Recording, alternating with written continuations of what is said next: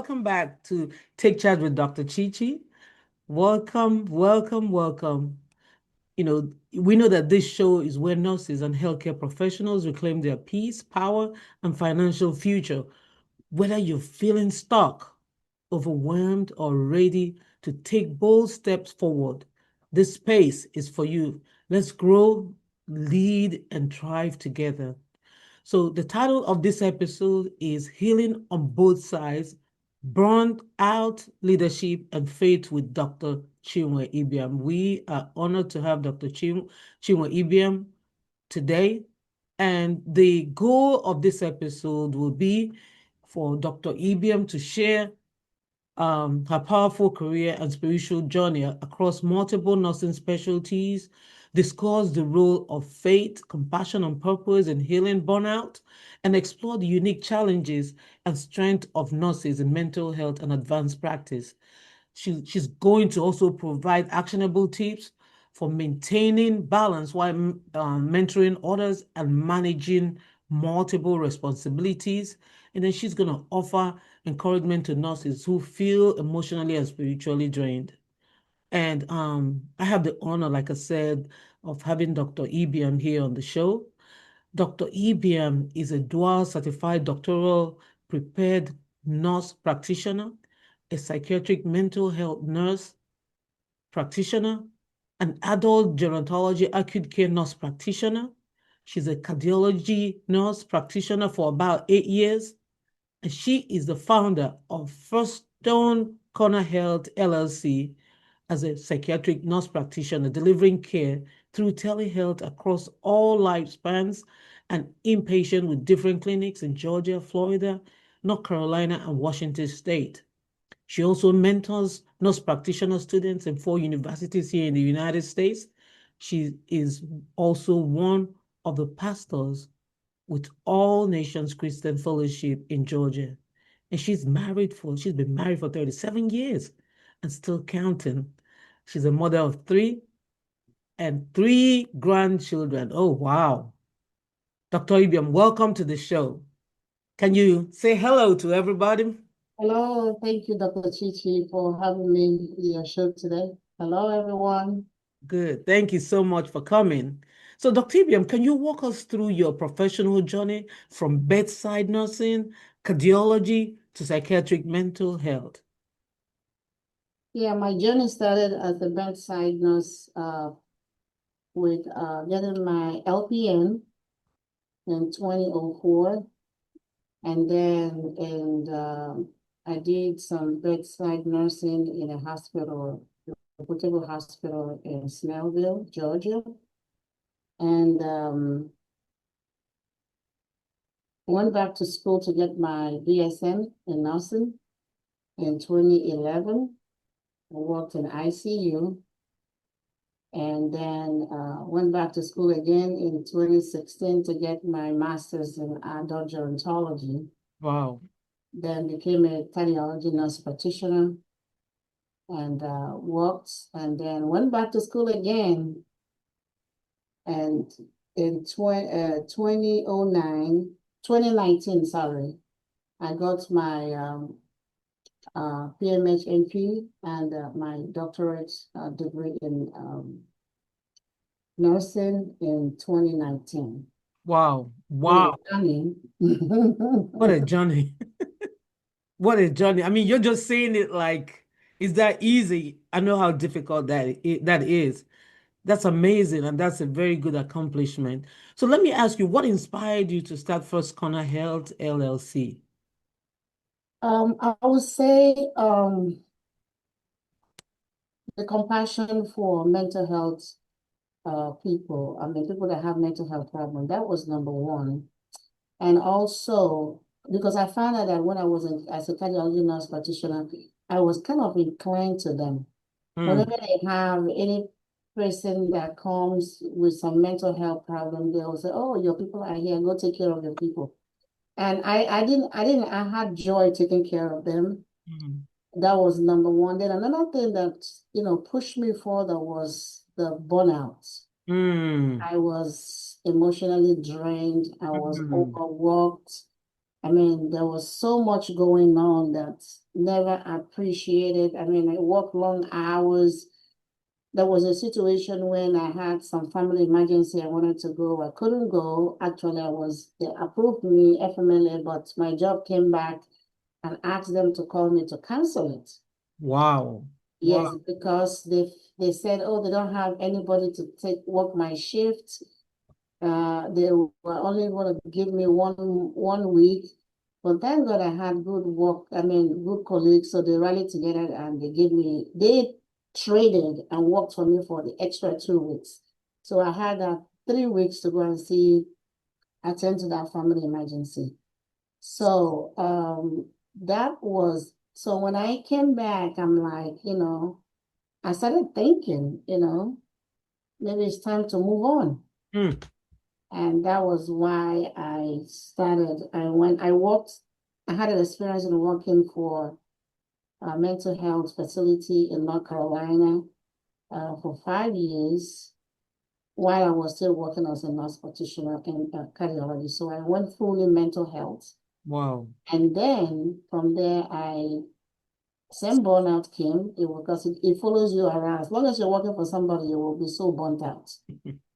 So because the thing is that you don't have time for yourself, they make all the decisions for you. And but at that time I said, this is the time to work for myself. So I opened my company and I've been doing it since then. Wow. Wow. There's a point you just made that when you're working for someone, they'll make decisions for you. Yep. I mean, I'm thinking about you just said you had a family emergency and you couldn't even attend to your own family emergency just because of work.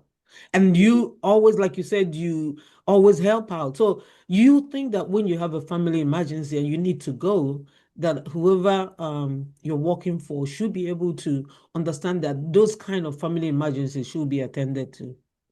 I think so. Yes, I mean, yes. such things can drive someone crazy, though. Mhm. Yeah. So, and I know you're one of the pastors at a church in Georgia. So, as a pastor, how do you bring spiritual care into your clinical work? The Bible in Galatians 6:2 says, bear one another's burden. So Mm, prayer is an integral part of my patient, especially the Christian-based patients. I take permission and I ask. Some of them will even ask me, they say, "You looks like you're a pastor. Can you pray for me?" I mean, they come out of, it's like, and I'm mm. like, I didn't write pastor on my name. It wasn't, they said, no, we think you are. So They can you figure it out. yeah, they will ask me, can you please pray for me? Oh, wow. And I do pray for them. And the thing is that I tell them that prayer without works is dead. Yeah. You pray, you believe God to heal you, still take your medicine. I don't tell them, oh, just pray and don't take your medicine. No, except if your faith allows you. I mean, I can't use my faith for you. You kind of have to use your faith for yourself. So, And yeah, and if they request for that too, yeah. And Yeah. also in Ephesians 5:16, it also encourages us to pray for one another. Mm, So when people come to me, we do a session of prayers. And wow. let me tell you, those people that have prayed for, they feel more relaxed when I'm dealing with them than the others. I find that. Wow. Wow. So, I mean, you have like two powers, prayer and then modern medicine. That's amazing. So, what mental health struggles do you often see in nurses and providers today? Like, if you have patients, what kind of mental health struggles do you usually see? Yeah, mental health providers, I mean, patients that have come to me, I've noticed mostly they have anxiety, Mhm. a panic attack, and depression. Wow. And those are the three areas that are because they are so stressed out with their jobs. I Hmm. know some of them will say, when I remember to go to work, once I get to work, I start having panic attacks because of number one, the burnt out, they give them unrealistic, goals. Hmm. And, and again, they are not outspoken. They don't have anybody to talk to because they say that when they talk, they say, oh, you're complaining. So they Wow. kind of keep it to themselves and die in silence. So those three areas I've noticed that are, among healthcare workers. Wow. So I know you said you felt several episodes of burnout. I was talking to someone. I said, "Have you ever had a burnout? Have you ever felt burnt out before?" She's like, "Every nurse probably must have had some kind of episode of burnout at some point in their career. Like it's supposed to be a common thing." Most people that I've talked to said yes, they've experienced burnout. So have you personally, I know you said you have, but is there any example of when it was so obvious in your career? Yes. When I found out that my job that I usually love to do, I don't have interest in doing them. Wow. I'm overwhelmed. I'm Mm. overworked. Uh, it's so much. I have less sleep because I was meant to do a shift that I've never done before, night shift. Mm. Each time the position comes out for morning shift, and I'll tell them, "Oh, I'm interested in that." They say, "Oh no, we just want you to stay now because you're so experienced. We want you there." So they make you do the things you don't want to do. And when I do night shift, I go home, I hardly sleep, maybe 3 hours maximum. And Mm. then night I'm working again. So that in compassion, it compounded my burnouts. Wow. Yes, it wasn't easy, but I had to stay on it because I have bills to pay. Wow, you just said you have bills to pay. So does it really, will you say that financial commitments make us healthcare professionals to stay in a job that burns us out or that causes burnout for us? Yes, I would say yes, because in my own case, my children were young. Mm. I had, a lot of financial responsibilities. I had to stay to do what I had to do because I needed the money. Yes. But I was going to work as a chore. It wasn't like I didn't enjoy it anymore. I knew that I was already burnt out, but I had to do it because I needed the money. And I had to, pay bills and do stuff that I needed to do, help my children at that time. It wasn't easy, but that's why I stayed. Mm, mm, mm, mm.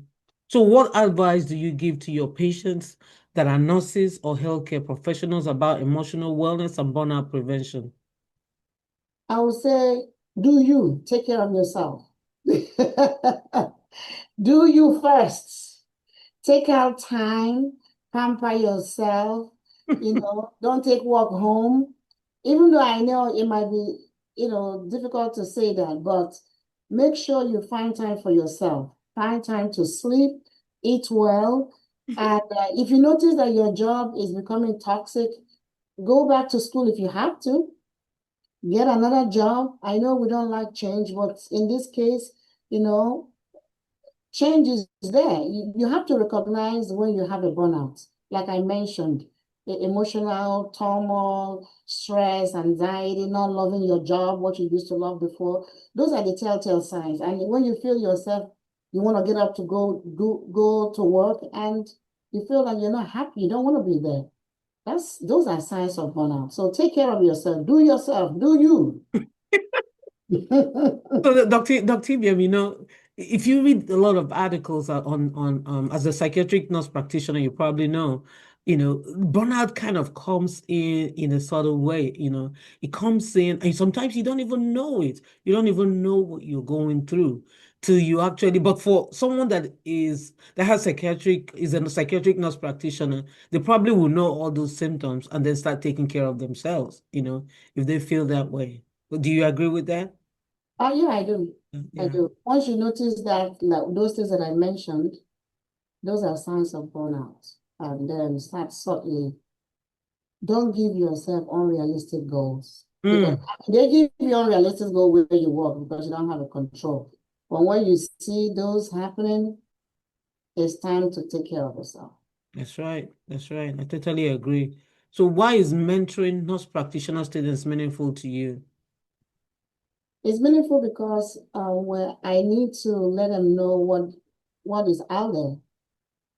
Because, as a nurse MP student, what they want, they just want to go to school, come out, and the job is there. The burnout will come one way or the other. It's just a matter of time. And then the ability to recognize it. And again, when I love to mentor them because I like to share my experience. Number Wow. one, I impact in them those clinical skills that they need. And also, help them to have confidence in themselves. Because as a new nurse practitioner, you come out, you were once a nurse, you were told what to do. Now you're a nurse practitioner, you are making the decisions. So you have to, grow from that. Somebody has to mentor you.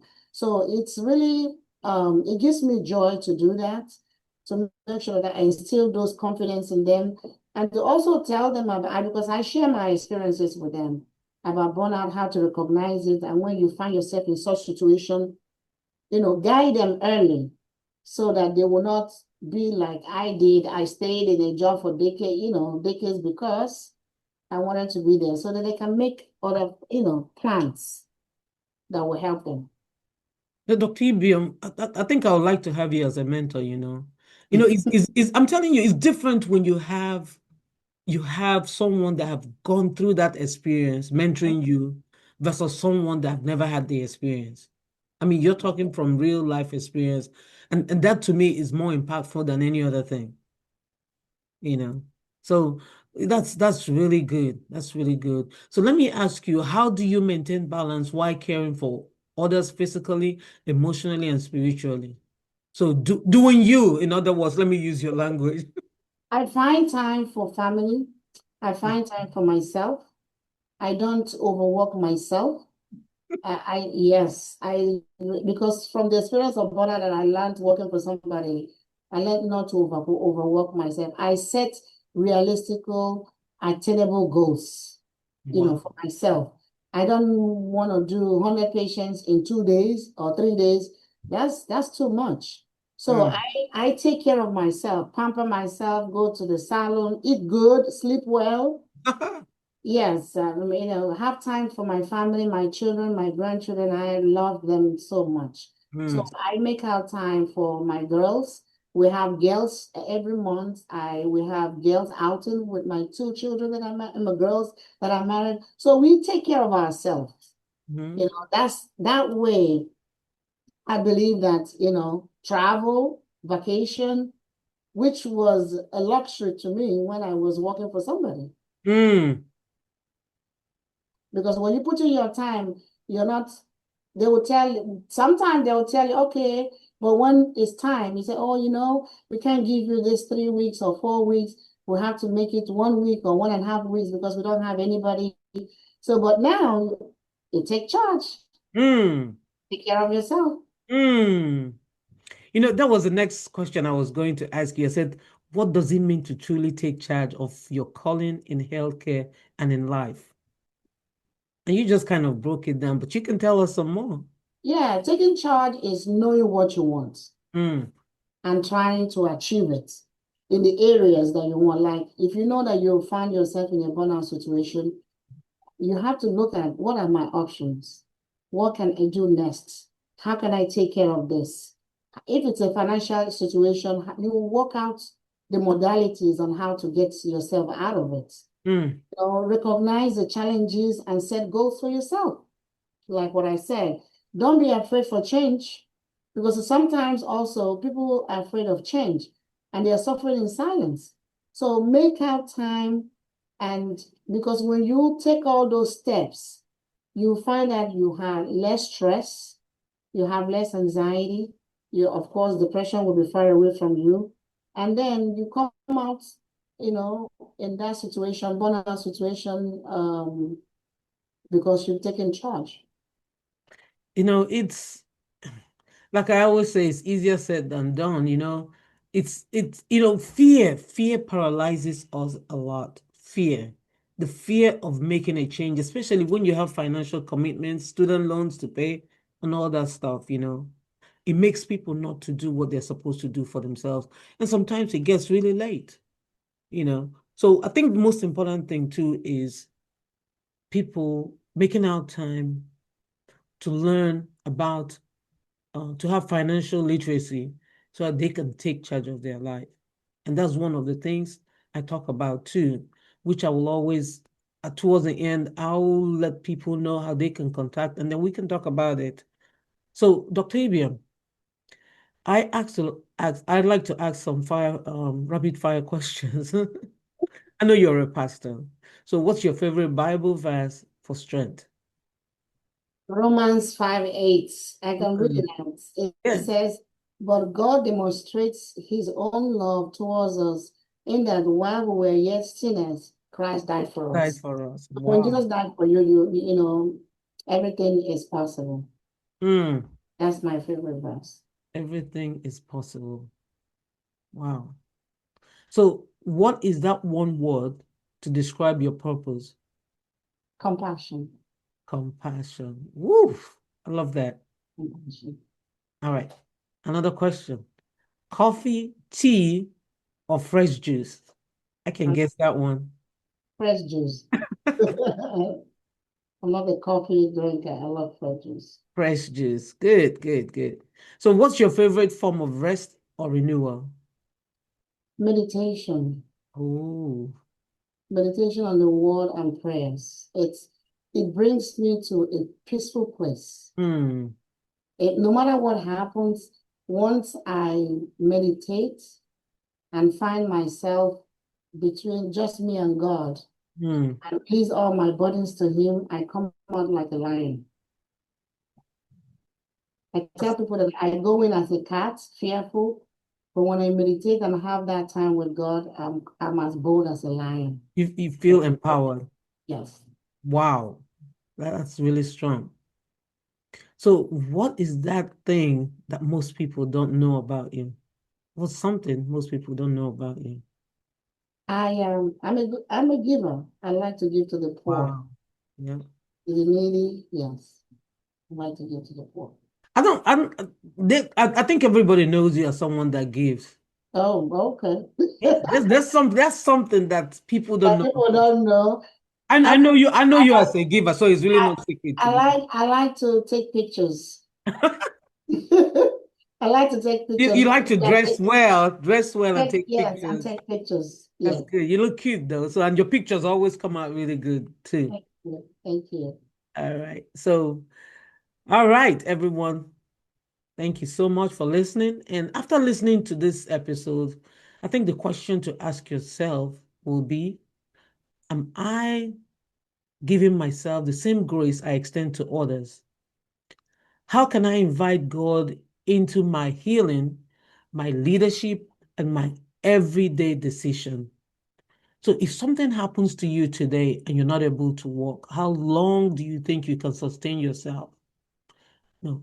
To answer these questions, you can email me at takechargewithdrchichi@gmail.com. Take charge with drchichi@gmail.com. Let's talk about it.